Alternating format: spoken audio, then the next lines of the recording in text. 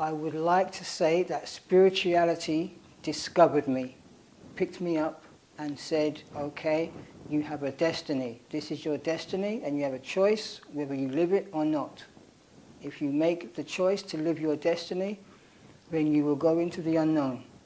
If you make the choice to not follow your destiny, then you will have exactly the same as what everybody else has. The same life.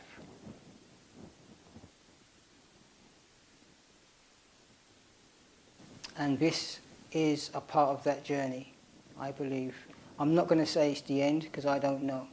But this is a part of that journey. I never thought in a million years I would be doing this, ever. I didn't want to. I really wasn't there. I wasn't that person, you know, to think about never eating ever again. Because I use food for my comfort, for my emotion, for my emotional attachment, everything. So giving that up was like giving a major part of my identity up. So yeah, why breatharianism? Because I didn't stop my evolution, that's why. Like I said, it was never a choice. It's just been the outcome at this moment in time.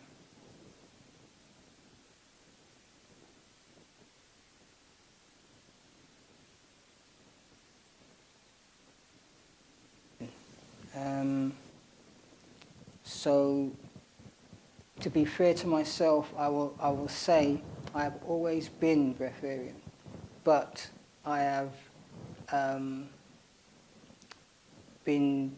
naturally I have been a breatharian, but I was taught to live a different life.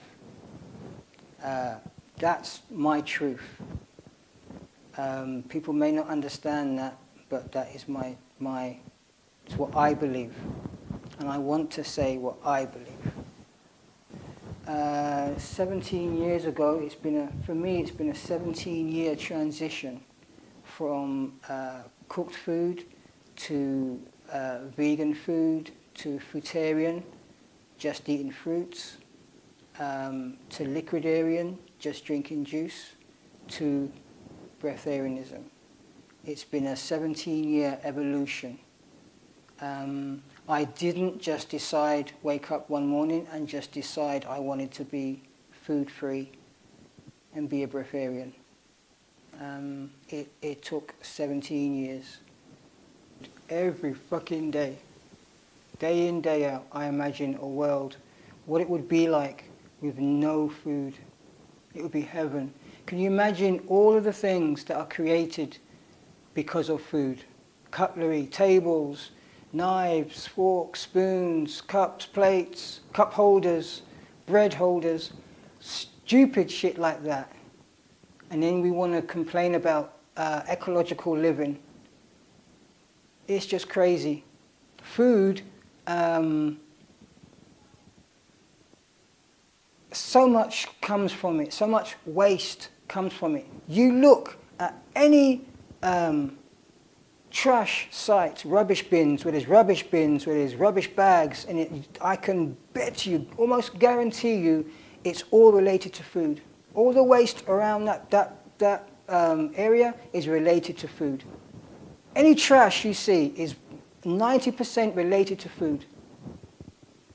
Sometimes I've seen heaps of trash bags, heaps, just collecting just rubbish just from one end of the street to the other, and it's all food-related waste. And I think, fucking hell, a life without this shit. Literally, we put it in our mouths and it just turns to shit. All for 5 minutes pleasure or taste. After that, the rest is just shit in your stomach. Nothing else. It's good for nothing else. It's certainly not nutrition, and it's certainly not keeping you healthy. So yeah, every day I think what it'd be like food-free, the world, just no food, so much space.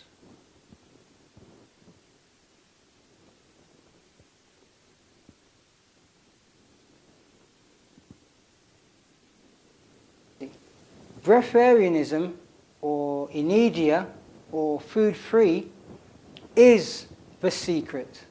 Nobody wants you to know. It's the alternative life. It's the original lifestyle. But nobody wants you to know. Nobody wants you to get there. Because everything will fall. Everything, this society, every shit,